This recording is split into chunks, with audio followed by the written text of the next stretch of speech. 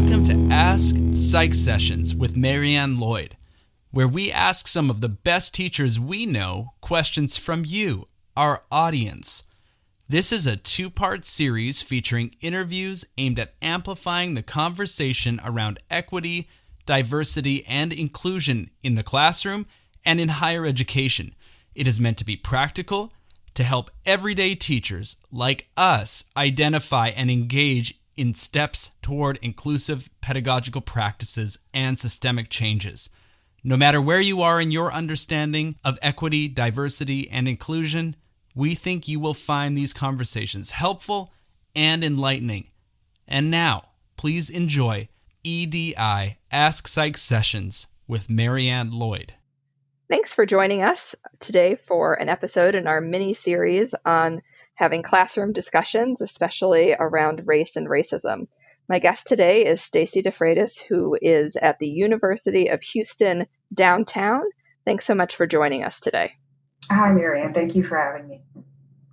So before we jump into the topic, would you be willing to tell our listeners a little bit about your research area, what your teaching load is like? It sounds like the university would be a sort of large institution. Just some background, please. Yeah, it's a good size. I think it's somewhere around 15,000 students. I am a person who is interested in a lot of different things, so I have taught so many different classes. But I think the things that I teach the most are issues in African American psychology. I teach research methods a lot. I teach abnormal psych a lot, counseling and psychotherapy, those types of courses. So I've taught a lot of different things across the university. We don't have graduate programs, so all of my courses have been undergraduate for me. And most of my research looks at issues of ethnicity and race. I focused on education, academic achievement, mentoring, and mental health stigma. Those are pretty much the big areas that I focus on. You are right that you do teach a variety of classes and research a variety of topics. So how about we kind of maybe just jump right in to your sort of how does this then in your classes? It sounds like some of those classes very clearly would touch on this, but as someone that's invoked some of this into their research methods class, can you maybe talk to the listeners about kind of what your approach is for bringing these issues into the classroom? Right. I mean, it does differ significantly depending on the course, but I try to bring in issues of diversity, whether or not they're race or some other issue of diversity, into every course, just because I think it's such an important issue. And I mean, and we're in psychology. I think part of the world of psychology should be helping us to understand the perspectives of others. And so diversity is a key aspect of that. There are lots of different ways I do it. I think a lot of people in research methods, they talk about the Tuskegee syphilis study and they feel like they've talked about diversity, but that's like, one thing. It's a big thing, but I think we really have to make sure that we're bringing in more current research methods issues, right? Because we can't imagine that, there are no more diversity issues in terms of research methods. We figured that out. We're ethical now. But I think that we really ignore the fact that too few studies are really looking at diverse populations. You'll find a lot of them don't even really clearly report their sample, like in terms of ethnicity and those things. And so I guess the assumption is that they're European American samples. We still have studies that are approaching research from a deficit perspective. And so when populations of color are compared with European Americans, if they're different, it's seen as a negative in some way and not as a different cultural experience or anything like that. And then often we also forget about heterogeneity within these subpopulations, right? So if we look at studies on Latinos, right, we assume that Latinos are the same, and we're not really digging into these huge cultural differences between Mexicans and Puerto Ricans and people from El Salvador, or even within African Americans. There's still a lot of heterogeneity. So I think it's important when we're teaching a course like research methods to let people know that there are still issues of diversity within research methods, and bringing those out and highlighting them. A lot of textbooks don't. And so talking about some of the methodology that can be used to kind of deal with these problems that are still inherent in the psychology research methods practice. Yeah, that is, I'm someone that's very aware. I don't think I've collected any demographic data on my participants ever. So that's a good easy first thing I could look into to improve my own work. And then in terms of, I think that I sort of heard two really important pieces there. Like, one, this is important in classes broadly because we're interested in people, and this is something that is of importance to people. But then also, just that the field still needs to have, you need to have kind of a critical eye. And so maybe we can go back to that. You mentioned the deficit model, which is certainly something that I just learned about because it's not something that was part of my cognitive training. So maybe can you and how I sort of knew about you to interview you is that you have a new book out here that I think sounds like a counterpoint to that. So can you maybe talk a little bit about that work? Right. So the deficit perspective is this idea that when we compare populations of color with European Americans, those comparisons usually end up making those populations of color look bad, right? If you are not the same as this comparison group, then there is something wrong. There is a deficit. And so my book really is focusing on African American psychology from a positive psychology perspective. So the goal is to move away from this deficit perspective and really focus in on the strengths, right? The strengths, the positive aspects, the resilience in the African American community, and not do these types of negative comparisons. And by doing that type of work, you get a better idea of really what the culture is, what the values are in that culture. Instead of saying they're different from this other group, let's see what they are. What are they really like? And give you some more information in that area. So that's really the focus of where my book is I like to include a lot of context. So I include historical information to help give you like a grounding of, well, why is this situation happening?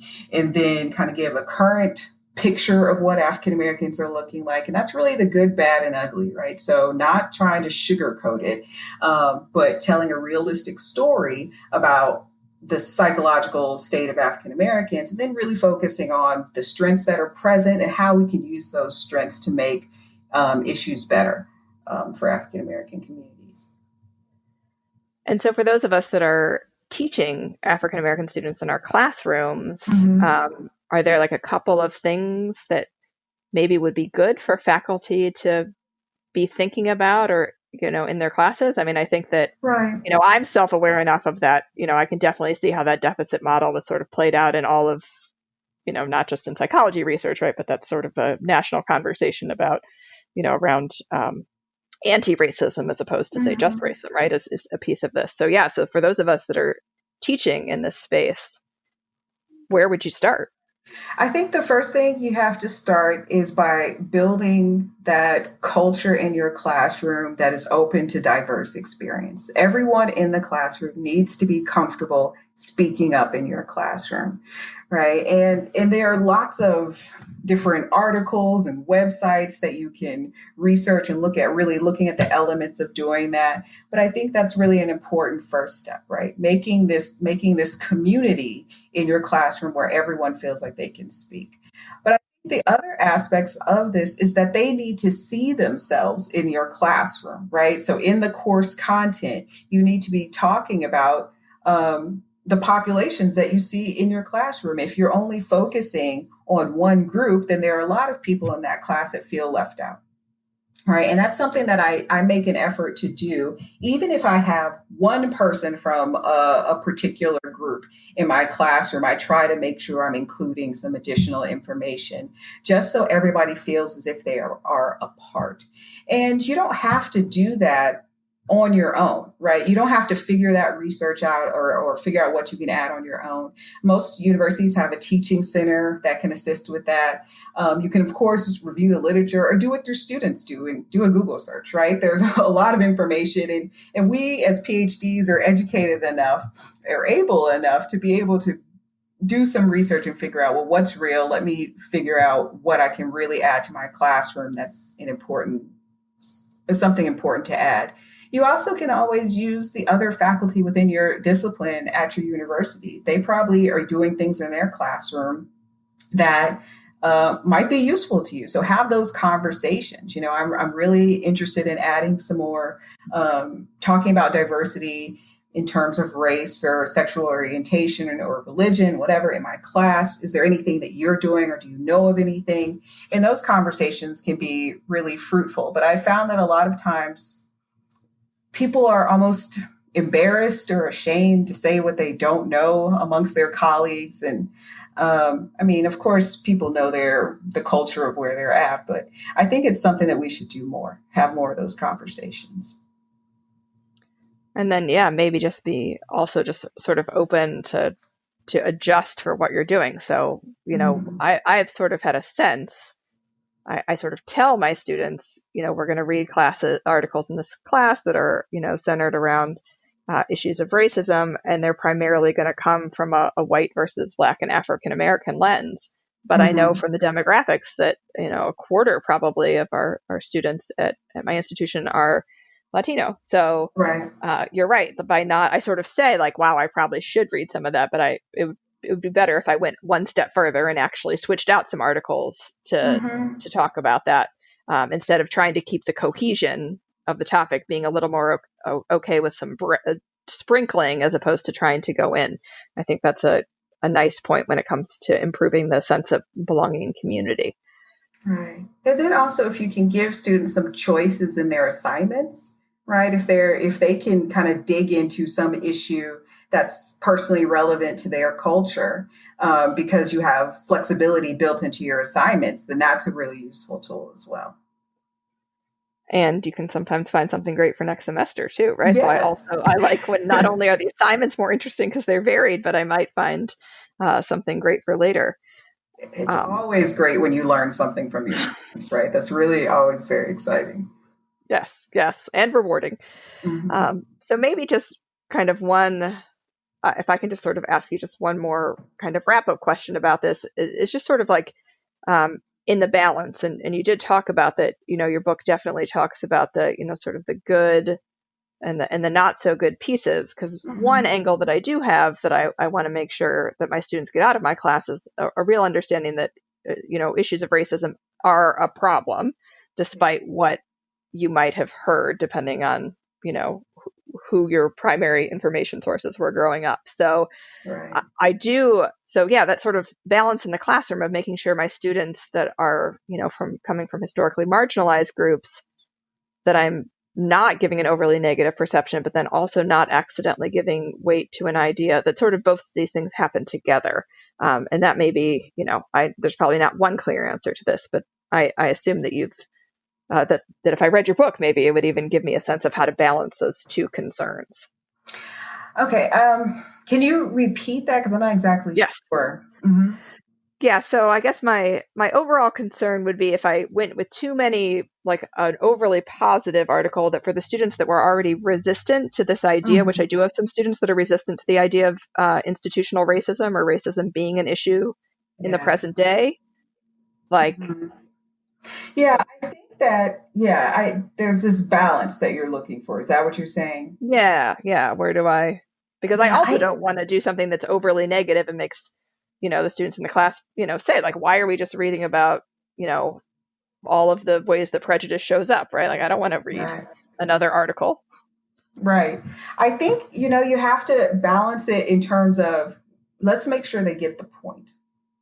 Let's make sure they get the point. And so you could, even if you have one article, a review article or something that kind of covers some of those negative outcomes of racism within African American populations, then also make sure you have at least one article, right, that looks at some of the coping mechanisms that African Americans use, or those things, those protective factors that help African Americans deal with racism once they experience it. Or you can even, depending on your course, you may include some social justice types of research that are looking at people who are fighting against racism, some type of intervention. So just thinking about, this is something that I've made a requirement for my research papers in my classes. So if students talk about an issue or a problem within a particular group or culture, then they have to offer solutions, right? They have to offer some kind of talk about some interventions that are being used, some strengths that are protective. So they're not ending their paper with this feeling of this is just a horrible problem. There's no way to fix it. I'm a hopeful, optimistic person. So I like to end on that, on that note of hope with the students. So at least they see that people are working against it and it's possible. That I share, being a hopeful, optimistic person. And that is actually what you said is really excellent, because I asked students on the final to talk about what their takeaways from the journal articles are. And although they say, like, I feel a little more prepared to call things out, a lot of them say, I also feel a little bit like, wow, there's so much to do. So actually bringing in that piece explicitly would really help. So you have solved my problem, Stacie. Thank you so much. That's the goal of the Ask Psych Sessions podcast. Is there anything else you'd really like for our listeners to have? Otherwise, I'm really thankful for your time. Yeah, I would just say, do your best. Be open, be willing to learn, and make sure that your students realize that it's okay to be wrong, to ask questions. That's what they're in class for. And it's also okay for me. Yeah. Terrific. Well, thank you so much. This was really fruitful, and I think our listeners will definitely have a couple of things to bring with them. So take care. Thank you.